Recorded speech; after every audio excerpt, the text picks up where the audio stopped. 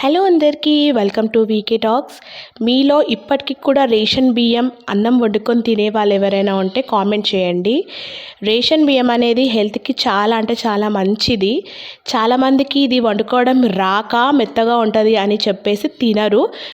పిల్లలు తినరు అని చెప్పేసి కూడా వండరు. కానీ పిల్లలకు మనం ఏది అలవాటు చేస్తే వాళ్ళు కూడా అదే అలవాటు చేసుకుంటారు. సో ఇది కరెక్ట్ పద్ధతిలో వండుకుంటే కనుక మీకు మనకు మార్కెట్లో దొరికేటువంటి బియ్యం కన్నా ఈ బియ్యం అనేవి చాలా మంచిగా అన్నం అయితే బాగా మంచిగా అవుతుంది. ఇలా గంజి పెట్టుకొని ఎసర్లో మీరు వేసుకున్నారనుకోండి, గంజి వంపేసి పలుకు మీదనే తీసేయాలి అన్నము. అప్పుడు చాలా మంచిగా ఉంటుంది అన్నం. ఇందులో కారం, నూనె, ఉప్పు వేసుకున్నా కూడా చాలా టేస్టీగా ఉంటుంది. ఏ కర్రీ అయినా సూపర్గా ఉంటుంది. మా ఇంట్లో ఖచ్చితంగా ఒక పూటలో మాత్రం ఖచ్చితంగా మేము రేషన్ బియ్యం అయితే వండుకుంటాము.